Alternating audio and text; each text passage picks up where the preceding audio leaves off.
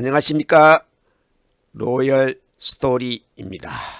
오늘은 ADHD의 위대한 행동을 집중 탐구합니다. ADHD는 인류 발전의 유전 본능인 별난 행동입니다. ADHD는 후천적 사회 행동이 아니라 선천적 자연 성격입니다.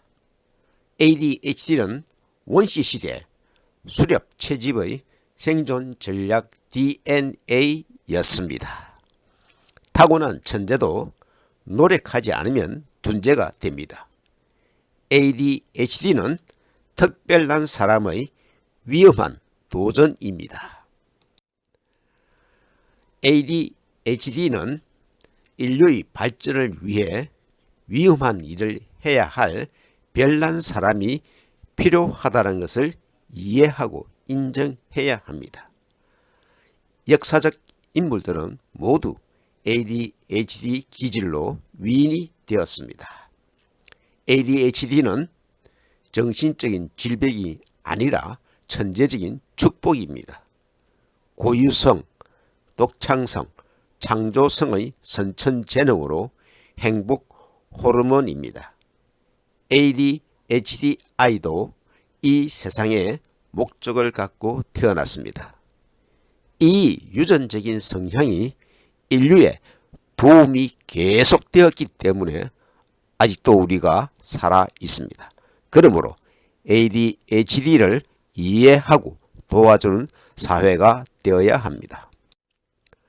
ADHD와 양극성 장애의 구분이 어렵습니다. ADHD는 정신병이 아니고 천재병입니다. 유전적 질병이 아니고 선천적 기질로 알고 이해해야 합니다. ADHD와 IQ는 아무 상관이 없습니다. ADHD는 뇌를 가장 효율적으로 씁니다.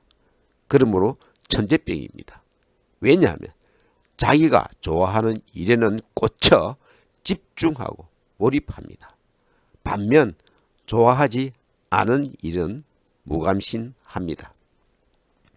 과잉 행동은 벌레처럼 꼼지락거리는 행동으로 성인은 사회적 적응력으로 안정화되어 약 3분의 1만 남습니다.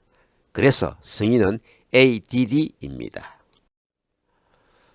ADHD는 전두엽 기능 부족으로 나타나는 선천성 질환으로 밝혀졌지만 아직도 정확한 원인을 모릅니다.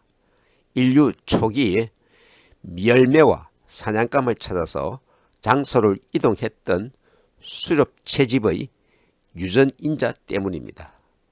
더 많은 열매 채집과 사냥을 하기 위해서 잦은 이동과 주의를 분산해야만 했습니다. 수렵 시대의 생존을 위한 유전인자가 ADHD입니다.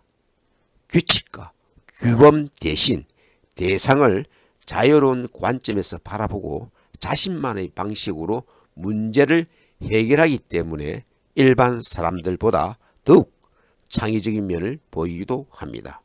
실수나 잘못의 인정과 사과를 빨리 합니다. ADHD는 자유로운 상상력이 풍부한 유전인자입니다. 첫째, 주의가 산만하여 새로운 것에 민감하고 주변의 변화를 잘 알아챕니다. 둘째, 과잉 행동이나 충동성으로 과감한 행동력과 실행력을 보입니다. 편견의 시선을 걷어내고 ADHD 아이에게 세심한 배려를 해주면 아이는 자라서 놀라운 재능을 보여줄 것입니다. ADHD는 다른 병들과 확연하게 구별됩니다. 첫째, ADHD는 병을 앓기 전의 모습으로 돌아가는 것이 아닙니다. 둘째, 평생 경험해 보지 못했던 새로운 길을 가는 과정입니다. 셋째, 여태껏 몰랐던 자신의 가능성을 알아가는 과정입니다. 치료를 하게 되면 생각하게 되고 대화에 집중하게 되고 책을 읽게 되고 영화를 보게 되고 친구를 사귀게 되고 흐릿했던 세상이 안경을 쓴 듯 선명해집니다. 인생의 새로운 코스를 개척해 나가는 도움을 받아 노력하면 ADHD를 극복할 수 있습니다. ADHD는 인류의 유전인자이므로 비정상적인 행동이 아니고 정상적인 본능입니다. 오늘날 ADHD로 전문가가 되지 못한 것이 아니라 ADHD여서 전문가가 되는 시대가 되었습니다. 교육과 학습이 유일한 방법입니다. 가정, 학교, 사회의 환경이 가장 중요합니다. 무시와 비난이 아니라 이해와 공감이 필요합니다. 독특한 고유 기질을 키워야 독보적인 존재가 됩니다. 천재도 노력하지 않으면 둔재가 됩니다.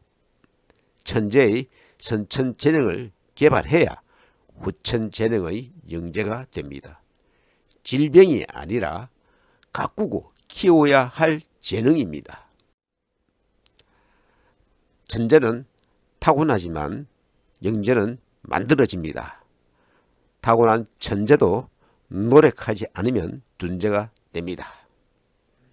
구독과 좋아요는 힘이 됩니다. 감사합니다.